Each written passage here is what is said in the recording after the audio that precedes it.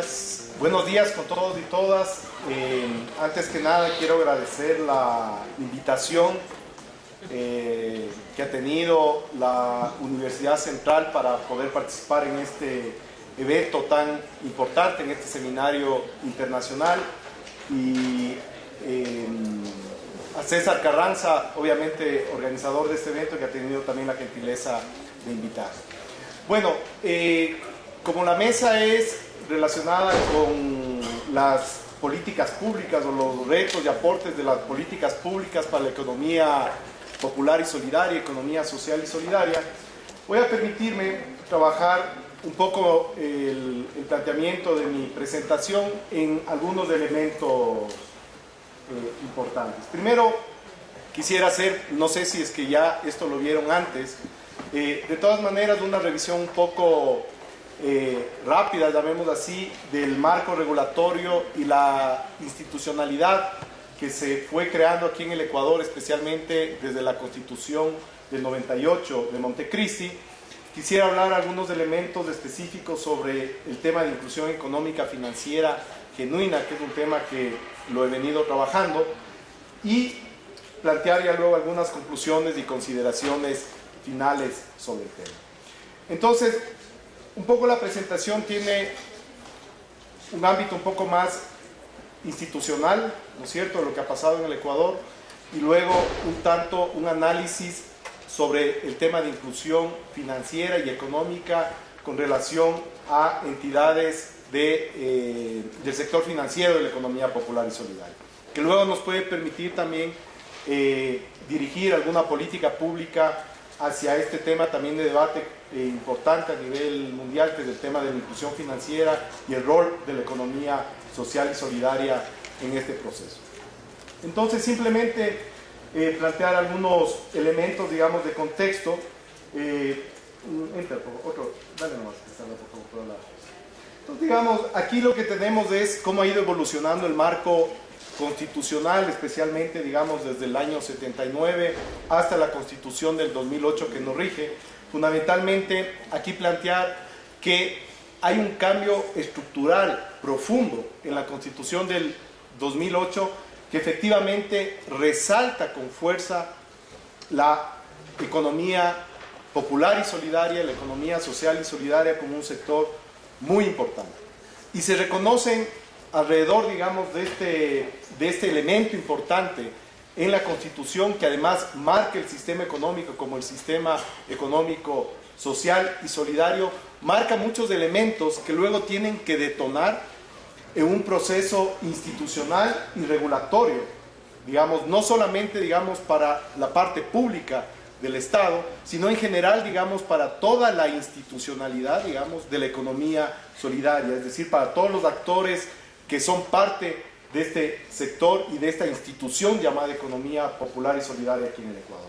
Entonces vemos aquí un cambio fundamental en las formas de organización, en el reconocimiento de la economía solidaria y por supuesto también en este elemento importante que es en las formas de propiedad alrededor de organizaciones o de la forma de economías cooperativas o asociativas comunitarias.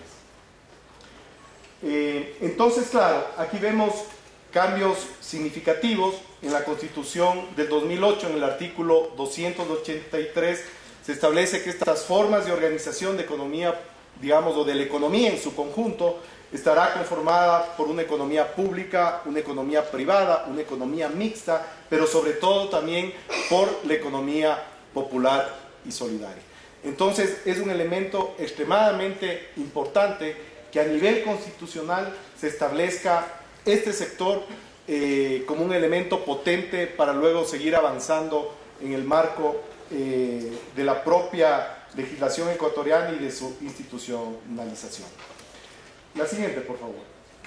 Entonces, algunos elementos de aquí importantes, digamos, la Constitución del 2008 también establece en su artículo 283 que el sistema económico es social y solidario, ¿no es cierto? Reconoce al ser humano como el sujeto y fin y propende una relación dinámica y equilibrada entre la sociedad, el Estado, el mercado, pero sobre todo estos elementos en armonía con la naturaleza.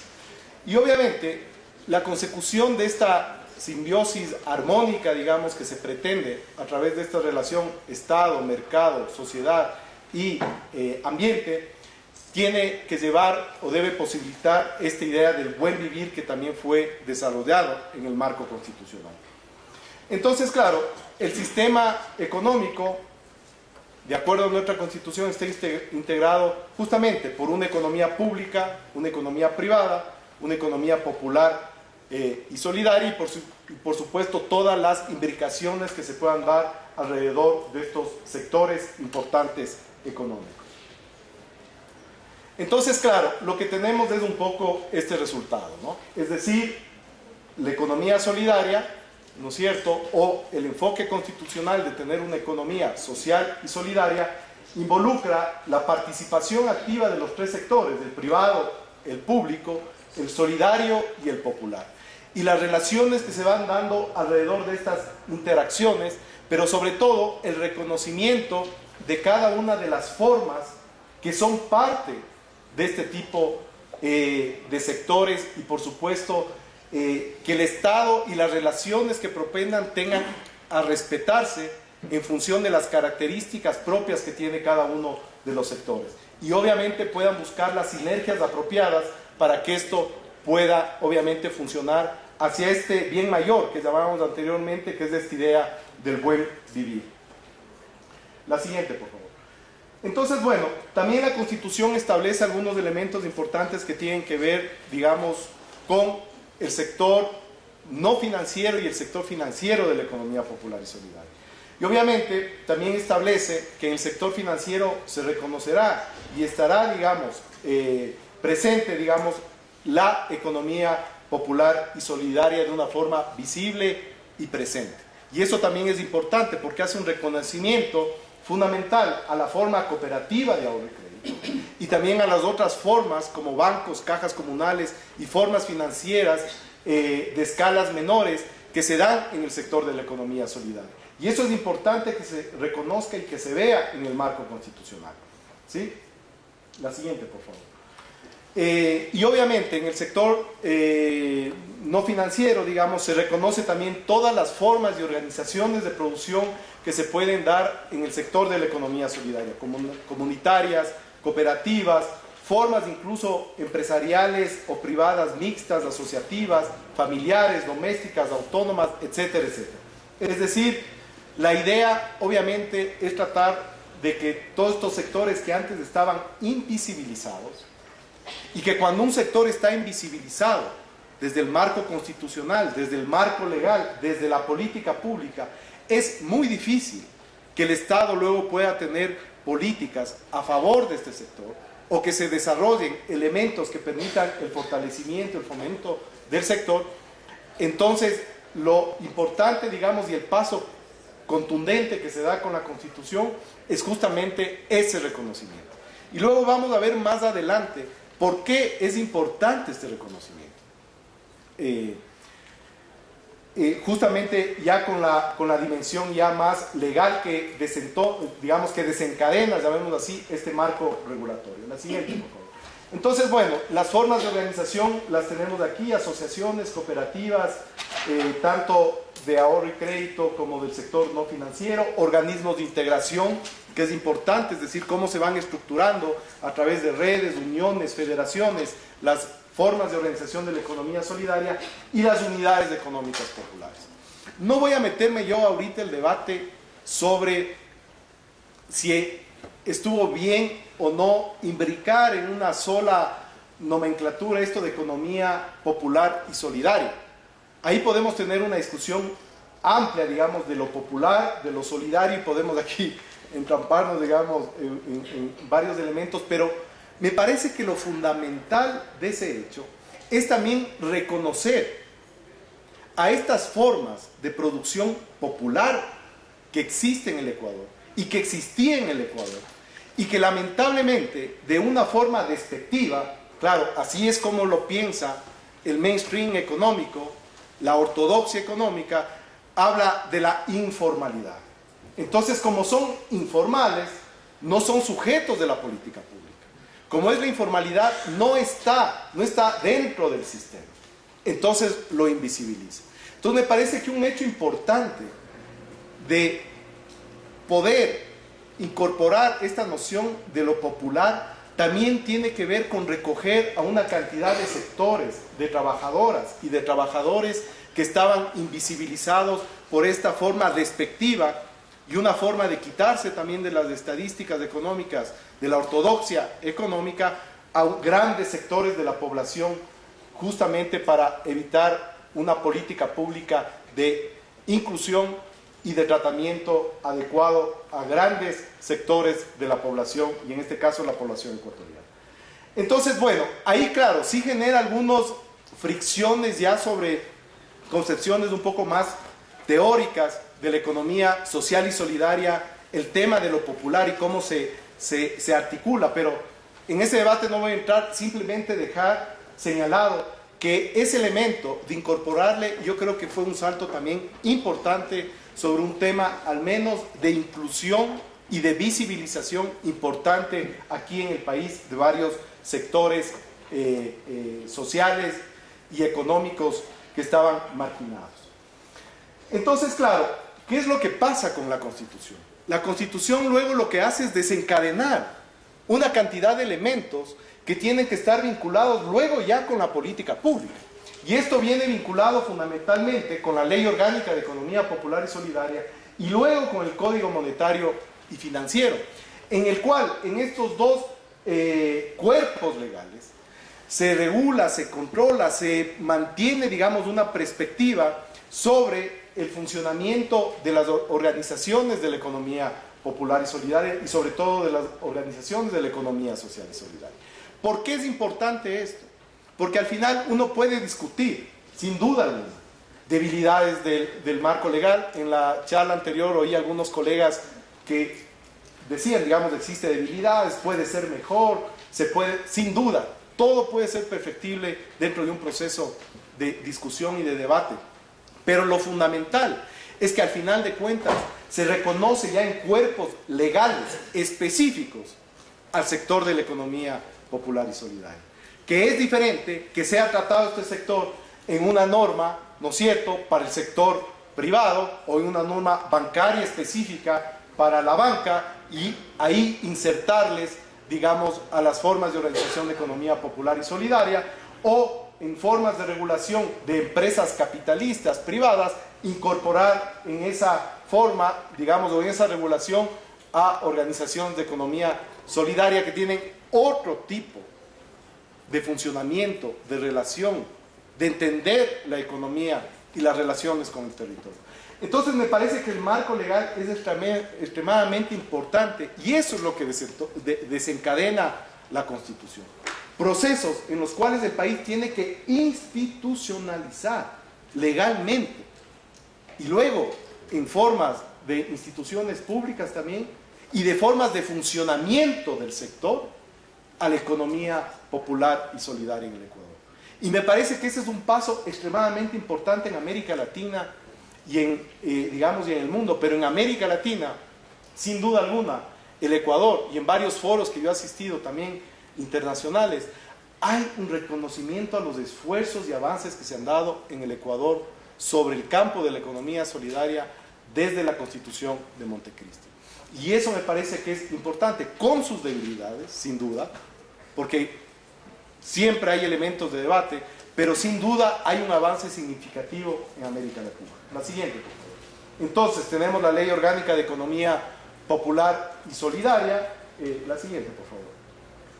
En la cual se define, aquí concretamente, que la economía popular y solidaria, ¿no es cierto?, es las formas de organización económica vinculadas a la producción, el intercambio, la comercialización, el financiamiento, el consumo, etcétera, etcétera, ¿no es cierto?, basadas en relaciones de solidaridad, cooperación y reciprocidad, privilegiando el trabajo sobre el ser humano. Claro, uno puede decir desde la ortodoxia económica, ¿y esto de dónde sacan? Si la economía es de eficiencia económica, la economía es maximización de utilidades, ¿no es cierto? La economía es maximizar la riqueza para el capital privado, individual, ¿Y cómo es que esto está aquí? Claro, porque efectivamente la Constitución y la ley reconoce a esta otra forma económica que tiene otros principios, otros valores, otra concepción de la economía y que efectivamente debe respetarse como tal, con esa forma, digamos, de producción y de interrelación social en los territorios y económica. Entonces, claro, suena para la ortodoxia difícil, pero claro, todo ese sector invisibilizado que les comentaba al principio, que estaba en el país, claro, ahora ya sabemos cómo funciona, que estaba ahí, que tenía estas prácticas, que no son prácticas de hace 8 años, 10 años, sino que son prácticas de muchos de los casos de milenarias, digamos, que vienen arraigadas en culturas ancestrales aquí en el país y en América Latina y en el mundo y que van heredando estas ideas de la reciprocidad, del don, de la solidaridad. Entonces, aquí tenemos un cambio importante porque cuando uno piensa en regulación, en instituciones, uno debe pensar que deben estar al servicio de estos principios. ¿Y por qué son importantes estos principios? Porque cambian sustancialmente la forma de redistribución de la riqueza en un país. No es una cosa menor, sino efectivamente produce cambios sustanciales en los procesos de redistribución. Y efectivamente, cuando yo oí en una charla anterior, o en una de las preguntas, que decía, lo que pasa es que estamos en un sistema que efectivamente impone normas de la ortodoxia económica, por supuesto, la globalización lamentablemente impone, es perversa, un modelo excluyente, acumulador, pero tenemos una economía solidaria que cuando empezamos a valorar su trabajo y a visibilizarlo para la política pública, nos damos cuenta que produce cambios sustanciales en los elementos de mejora de las condiciones de vida de las personas y sobre todo en la redistribución de la riqueza y en los procesos de acumulación que son parte esencial del capitalismo con su exclusión. Entonces aquí ya tenemos elementos fundamentales que desde la ley permiten y direccionan cómo se debe desde la política pública enfocar al sector de la economía solidaria. Y obviamente tenemos algunos principios, están ahí, por tema de tiempo no me voy a poner a leer, pero justamente son esos principios rectores que permiten avanzar en esta dinámica. Y además vinculados a los principios del cooperativismo aceptados mundialmente por la Alianza Cooperativa Internacional para el caso de las cooperativas de ahorro y crédito. Es decir, hay elementos fundamentales de principios éticos, morales, que terminan desencadenando procesos de redistribución totalmente diferentes y procesos de acumulación totalmente diferentes al que produce la ortodoxia económica. En este sentido, la siguiente, bueno, también se emite el Código Monetario Financiero, donde efectivamente también se aclara ahí y se separa, digamos, del funcionamiento con sus características particulares a las organizaciones de la economía financiera solidaria como las cooperativas, cajas, bancos comunales y mutualistas, pero sobre todo me parece que hay un salto importante aquí, que ayuda a ver la integralidad del sistema financiero, y no como algo aparte, sino como algo que debe estar integrado, y cómo el sistema financiero de la economía solidaria luego gana espacio, con posibilidades adecuadas en su operatividad al sistema financiero privado. Y ya vamos a ver más adelante eso. Entonces, bueno, están la forma como se regula en el código para el sector público, para el sector solidario, todas las formas que están ahí, y para el sector privado. Y entonces, ¿qué es lo que tenemos más adelante? El sector de la economía popular y solidaria, hoy por hoy, sin duda, es posible, y de hecho hay un subregistro de organizaciones que todavía no están en la superintendencia, pero de alguna otra forma, es la base de datos más sólidas que tenemos, digamos, sobre información del sector, que se le ha ido construyendo a lo largo de estos últimos 6, 7 años, pero da cuenta de tener cerca de 13.000 organizaciones, entre asociaciones, cooperativas, organizaciones comunitarias y más de 7 millones de socios, o sea, 7 millones de personas vinculadas a alguna forma de economía popular y solidaria. Y no es un dato menor este, es un dato extremadamente importante, porque hace ver que las formas de economía popular y solidaria confluyen a una cantidad de la población extremadamente importante aquí en el Ecuador. Y que efectivamente, antes cuando no se tenía información, no sabíamos quiénes eran, cómo estaban, dónde estaban, a qué organizaciones pertenecían, cómo conformaban ese sector económico en los territorios. Ahora ya hay información que permite visibilizar la política pública para poder tener una incidencia con mayor fuerza y contundencia y poder valorar con mayor fuerza la representatividad que tiene este sector en la economía ecuatoriana en su conjunto. Y podemos ver en este mapa cómo tenemos organizaciones del sector no financiero en todo el territorio nacional. La siguiente, por favor. En todos los sectores económicos, consumo, producción, servicio, transporte. En todos los sectores económicos tenemos organizaciones de la economía popular y solidaria, asociaciones, cooperativas, otras formas de organización, corporaciones, fundaciones que trabajan este sector. La siguiente, por favor. Y vemos cómo también en términos financieros estamos hablando de un sector, obviamente yo estoy seguro que esta cifra incluso debe tener un subregistro, pero tenemos más de 500 millones en activos que representan estas organizaciones, cooperativas, y cerca de 100 millones en el caso de las asociaciones. La siguiente, por favor. En el caso del sector financiero también, aquí tenemos un mapa. Las organizaciones cooperativas del sector de ahorro y crédito están en todo el territorio nacional. Más de 600 organizaciones se encuentran en este territorio. Pero fundamentalmente, un tema que es importante. Ustedes pueden ver aquí, las cooperativas están articuladas aquí por segmentos, ¿sí? Relativamente por tamaño. Pero tal vez un elemento fundamental es que este sector económico, las cooperativas de ahorro y crédito, aquí en el Ecuador, tienen cerca de 13.000 millones de dólares en activos. Óigase bien, 13.000 millones de dólares en activos. Esto es cerca del 30% de los activos del sistema financiero, privado y de economía solidaria. Y relativamente es el sistema financiero más grande y potente de América Latina, con relación a sistemas financieros, con relación a sus sistemas financieros. Es realmente el proceso de crecimiento de la economía solidaria en los últimos años, del sector cooperativo, ha sido extremadamente importante. Hace 6 años, el sector tenía cerca de 5.500 millones de dólares en activos. Ahora tiene 13.500 millones de dólares de activos. Invitado a este seminario, quiero felicitar a mis colegas ponentes por las presentaciones que han tenido. Y en breve lo que vamos a hablar es un poco una investigación que estamos haciendo con un colega, con Fernando Cando, sobre qué tan productivo es una persona que trabaja en el EPS con respecto a una persona que trabaja en el otro tipo de economía, la economía de mercado.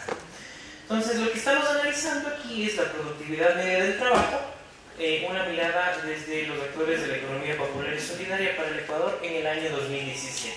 La siguiente, por favor. La agenda es la siguiente, tenemos una introducción, tenemos las teorías, un poco analizamos lo que son las teorías de desarrollo económico y la productividad, luego qué pasa con la asociatividad y la productividad, tomando en cuenta que existen demostraciones empíricas en las cuales se establece que los agentes económicos que se encuentran asociados tienen mejores niveles de productividad, no solo del factor capital, sino del factor trabajo, hablando desde una óptica ortodoxa de la economía. Luego vamos a hacer un breve repaso de lo que ha sido la economía popular y solidaria en el Ecuador, un poco el repaso de la metodología y la información con la cual trabajamos nosotros. Las estadísticas descriptivas, nosotros trabajamos con el directorio de empresas elaborado por el Instituto Nacional de Estadísticas y Censos, que tenemos datos hasta el 2017 por el momento. Los resultados y unas breves conclusiones al respecto. Entonces tenemos que dentro de los procesos de desarrollo, la siguiente por favor, dentro de los procesos de desarrollo económico existe la evidencia de que el crecimiento no es una condición suficiente para poder desarrollarse. Necesito yo tener todo un esquema en el cual yo desde una mirada de producción sea mucho más eficiente con los factores que yo tengo para poder producir. La productividad de los factores, y en este caso en particular la del trabajo, es un parámetro importante que permite la aceleración de cualquier proceso de desarrollo. Es decir, si yo tengo factores, si yo tengo trabajadores que son más eficientes, los procesos de desarrollo comienzan a acelerarse. Existe evidencia empírica en la que los niveles de productividad son mayores bajo esquemas de asociatividad de los actores económicos. La economía popular y solidaria es un esquema económico en el que la asociatividad es un factor primordial dentro de las actividades de producción. Esa es una de las cosas y de las ventajas de lo que le caracteriza a este importante sector de la economía.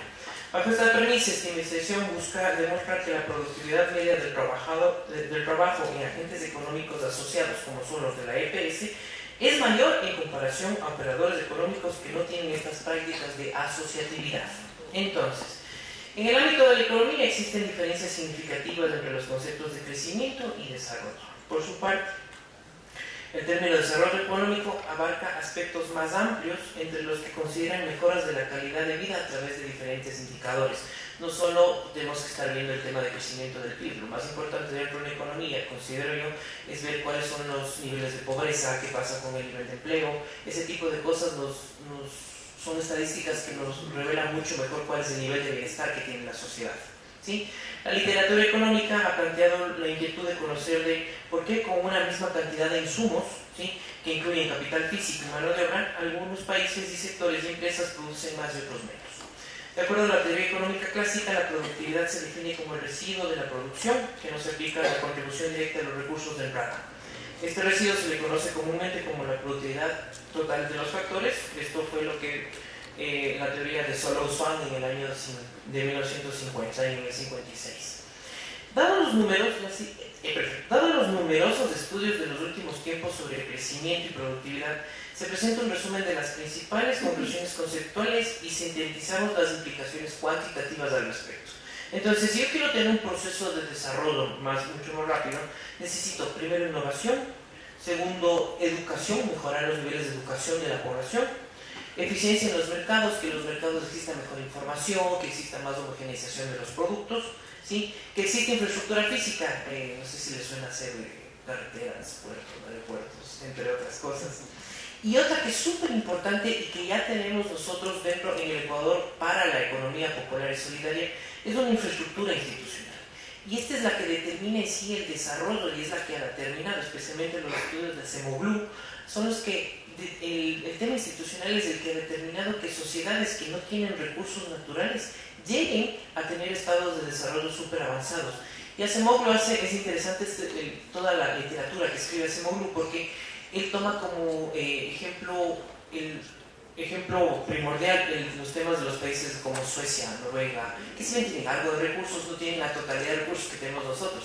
¿Cómo es que los sin tantos recursos, o Japón por ejemplo, cómo es que los que no tienen tantos recursos tienen estos niveles, estos estados superiores de desarrollo económico y social?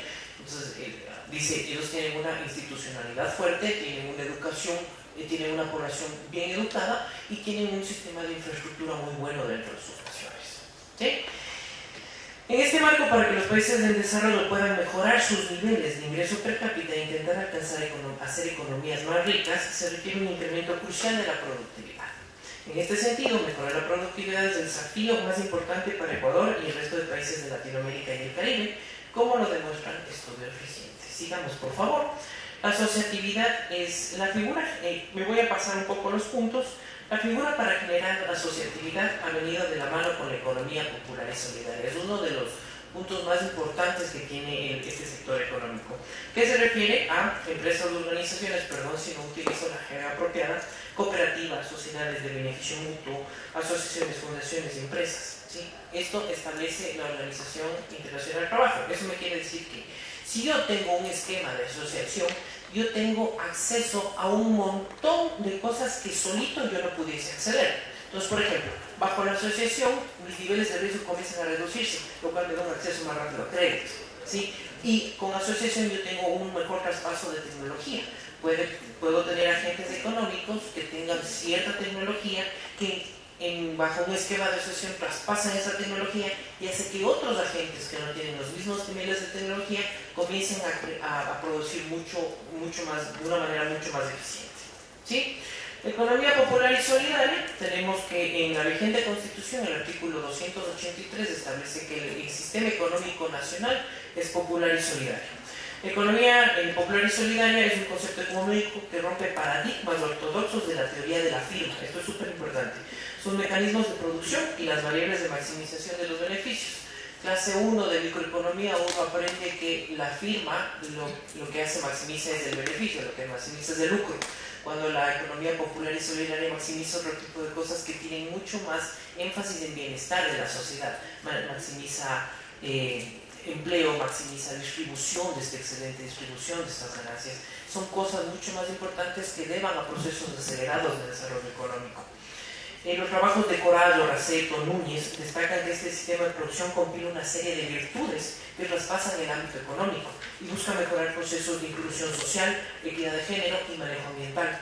En el Ecuador, en los últimos años, y a partir de la Constitución de 2008, el concepto de economía social y solidaria ha implantado una nueva perspectiva de producción económica sobre la cual se implementó un esquema institucional de promoción y de control. Gracias a esta institucionalidad que se dio a partir de la Ley Orgánica de Economía Popular y Solidaria, como bien mencionaba Hugo, tenemos ya una institucionalidad armada. Sí, que tenemos deficiencias, existe, pero la creación de esa institucionalidad, por un lado los temas de promoción, como son el Instituto de Economía Popular y Solidaria, como es la CONAFIPS, y por otro lado el control del sector, hacen que este importante sector de la economía se fortalezca y tenga una perspectiva hacia el futuro. En este sentido, es un importante contingente de política pública, en especial la relacionada a la inclusión económica y social, se ha implementado en el Ecuador buscando un adecuado proceso de promoción productiva, planteamientos de cadenas de valor y ampliación de mercados para este sector de la economía. Una de las principales falencias, este sí es un gran problema que tenemos como sector, es la poca existencia de estadísticas o bases de datos que me permitan identificar y focalizar organizaciones y unidades que pertenecen al segmento económico.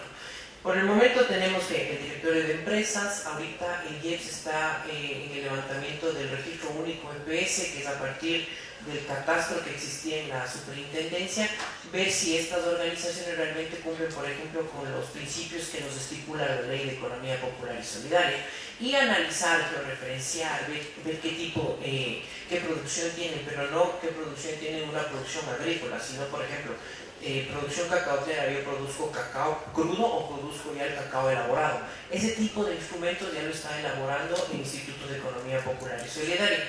Y adicionalmente, esto es una buena noticia para los que investigamos el sector, el INEC ya incluye en las encuestas de empleo a partir de marzo de este año preguntas en las cuales se puede identificar cómo está el tema de mercado laboral en relación al sector y hacer un montón de caracterizaciones, empezando desde la medición de pobreza. Porque existen muchos mitos al respecto de la EPS, como por ejemplo que es la economía del pobre, cuando no es así. Vamos a ver más adelante con estadísticas del director de empresas, que yo tengo empresas enormes con producción con ventas de más de $1.400.000 que son de la EPS. Entonces ese tipo de paradigmas tenemos que ir rompiendo también en nuestro país. Bueno, la metodología y los datos utilizados, aquí utilizamos el directorio de empresas del INEC, que tiene información del 2012 al 2017. Este directorio la información se refresca anualmente y lo que se va a tener, los datos 2018, me contaron la gente del INE que van a salir a partir de agosto de este año. El directorio de empresas cuenta con información pública y anónima a nivel de microdato de todos los operadores económicos que realizan una actividad económica en Ecuador y se encuentran debidamente registrados a partir del RUC o del RIS. Específicamente la información utilizada para la presente estimación son las ventas netas, medidas en dólares corrientes, el empleo total medido en número de personas, la figura institucional y la actividad económica principal de los operadores económicos. ¿Cuáles son las figuras institucionales? La siguiente, por favor. que tenemos en el directorio de empresas, tenemos una persona natural es obligada a llevar contabilidad, persona natural obligada a llevar contabilidad, sociedad con fines de lucro, sociedad sin fines de lucro, actores con régimen impositivo simplificado, empresas públicas y los actores EPS. Continuemos. En sí lo que vamos a hacer es una medición de la productividad laboral promedio por persona empleada, o sea, cuánto me produce en promedio un trabajador dependiendo del sector en el cual pertenece. Este es, digamos, me quedo aquí solo con el tema de la fórmula empleada y del indicador que se está calculando. Continuemos. Vamos con unas estadísticas descriptivas. Esto ya son datos del directorio de empresas. Este es el total de factores económicos que registran venta. Dada la forma y la metodología de levantamiento, existen algunos actores económicos que no me registran venta o me ponen venta cero. Entonces esos no los consideramos para nuestro análisis. Y vemos que los actores de EPS representan el 2.27% del total de actores que reportan ventas, ¿sí? Que tiene unas ventas promedio anuales de $956.000. Esto es súper importante, ¿sí? Que por ejemplo sobrepasa a sectores como las personas naturales obligadas a llevar contabilidad. O sea, tenemos ciertos operadores económicos, ciertas empresas que no tienen una razón social, sino que es el nombre del dueño, el cual sacó un RUC y creó la empresa. Por ejemplo, estos tienen unas ventas promedio de $251.000 al año, mientras que nuestras organizaciones de EPS ya tienen casi 1 millón de ventas en promedio al año. Y el tema de empleo es súper interesante porque, por ejemplo, en promedio una organización EPS dentro, según esta fuente de información, tiene 24 personas trabajando en la misma. O sea, no es una microempresa. Y eso es lo importante de hacer separaciones ya con estos estigmas que hemos tenido un poco respecto a las estadísticas. Vamos un poco con estadísticas descriptivas. Si ustedes ven la línea verde, todas las barras verdes pertenecen a la EPS. Y como pueden ver, esto es una división que hicimos de la distribución de las ventas anuales. Hicimos 10 grupos. Lo que tenemos es, por ejemplo, que existen más o menos las EPS en el decil 10, que son ventas mayores a $1.420.000, registran ventas hasta por $74 millones. Eso es un tema súper importante. Y tengo presencia de EPS en todos los sectores de la economía. Las barras negras pertenecen a las sociedades con fines de lucro y las barras rojas pertenecen a las personas naturales obligadas a llevar contabilidad. Nuestro análisis se enfoca en estos 3 grupos, ¿sí? Continuemos, por favor. Aquí vemos, por ejemplo, el tema de empleo. Una EPS que vende más de $1.400.000 al año emplea en promedio a 78 personas. Una EPS que vende entre $61.000 y $105.000 al año emplea a 9 personas. Y sobre esto, tomo esto porque sobre esto se calcula la productividad media del trabajador. Y aquí viene lo importante, en el gráfico de acá, descriptivamente tenemos la productividad en la siguiente, por favor. La productividad media por trabajador. ¿Y qué vemos? Y esto es lo más importante y lo más atractivo de toda esta investigación. Que en promedio, por ejemplo, ¿sí?, existen niveles de ventas en los cuales la productividad de los trabajadores que están en el sector de la EPS es mucho mayor a la productividad de los trabajadores que están en las empresas, en las sociedades con fines de lucro, en las empresas, en el mercado tradicional. Por ejemplo, vemos la productividad promedio medida en dólares de una EPS en el decil 10 es de $578.000, mientras que la productividad promedio, por ejemplo, en el decil 5, ¿sí?, que es la superior en la parte de la EPS, es de $80.000 por trabajador. Eso es súper importante. Ahora bien, esto solo es un tema descriptivo, pero yo tengo que analizar estadísticamente, como estoy trabajando con datos, si realmente esto que me está saliendo en el gráfico tiene estadísticamente es real. Entonces lo que hicimos es la siguiente, por favor. Primero hacer un análisis de una prueba de ANOVA, en la cual vemos si existen diferencias entre los promedios de la productividad media de los trabajadores entre los grupos. Entonces, ¿qué tenemos? Que si existe una diferencia entre las personas naturales obligadas a llevar contabilidad y el grupo de la EPS. También existe una diferencia entre las sociedades con fines de lucro y el grupo de la EPS. Y no existe diferencia en la productividad media de los trabajadores entre las personas naturales obligadas a llevar contabilidad y las sociedades con fines de lucro. Vamos por favor con la siguiente. Aquí analizamos en cambio cómo es la productividad promedio. Sabemos que ya existe, estadísticamente comprobé que existe una diferencia entre la productividad promedio de un trabajador de la EPS y la productividad promedio de un trabajador de las instituciones de personas naturales obligadas a llevar contabilidad. ¿Y qué vemos? Que el trabajador EPS en promedio es menos productivo que el trabajador en las instituciones de personas naturales obligadas a llevar contabilidad. Eso como en el promedio total. Si le vemos por decil, en cambio, lo que encuentro es que en ciertos deciles, en ciertos niveles de ventas, ¿sí?, los trabajadores del EPS son más eficientes, son más productivos que los otros trabajadores. Por ejemplo, podemos ver en el decil 5, ¿sí?, o en el decil 10, que es súper importante esto, o en el decil 9. Entonces, vemos que en EPS de ventas grandes, sí, los trabajadores son mucho más productivos que en empresas de personas obligadas a llevar contabilidad. Grandes son mucho más productivos los de la EPS. Y aquí viene lo mejor, y es en la siguiente, por favor. Vemos que si comparo la productividad promedio de un trabajador del sector de la EPS, vemos que es más productivo que un trabajador en el sector de las sociedades con fines de lucro. O sea, el trabajador de la EPS es mucho más productivo y mucho más eficiente en el manejo de recursos que un trabajador en una economía de mercado. Continuemos, por favor.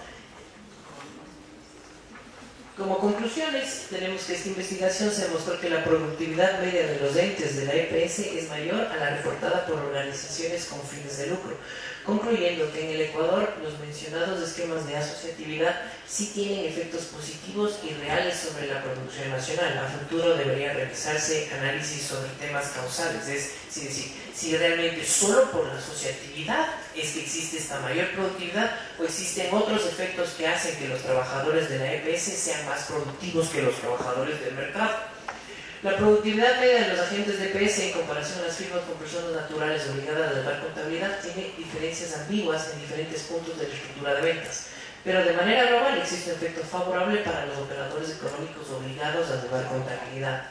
Si bien los datos utilizados para esta investigación permiten identificar las firmas de EPS, no es posible identificar si dichos operadores cumplen a cabalidad los principios de identificación postulados en la ley orgánica. O sea, yo sé que en la base de datos ellos están como EPS. Lo que yo no puedo identificar en la base de datos es que si cumplen con los 9 principios estipulados en la ley. Ese es un problema que, bueno, el IEPS ya, veo compañeros del IEPS, ya está arreglando eso con el tema del registro único EPS que están levantando todavía. Los operadores económicos de personas naturales obligados a llevar contabilidad pueden o no tener procesos de asociatividad. O sea, estas empresas que están a nombre de una persona pueden o no tener, no puedo determinar si tienen o no procesos de asociatividad, pero puedo intuir que lo tienen porque tenía diferencias entre la productividad de los EPS y estas personas, en las cuales los EPS tenían mayor productividad en ciertos cortes de la distribución de las ventas. Sigamos, por favor. La creación de mecanismos que permitan una mejor focalización de operadores de EPS es necesaria para la implementación de la política pública, ya que no la misma se tendrá el catastro claro de firmas que cumplen con los principios estipulados en la ley y que permiten mejores esquemas de productividad e inclusión económica y social. O sea, lo importante del EPS, si uno lee autores como, por ejemplo, Dercon, Raval, Hautor, Kanker, lo que te dicen es, si yo quiero tener un mejor nivel de bienestar, lo que tengo que hacer es una mejor redistribución, o sea, tener una mejor equidad o una mejor igualdad dentro del sistema económico. Y el sector económico que mejor adapta esta teoría es la economía popular y solidaria, por la repartición de los beneficios.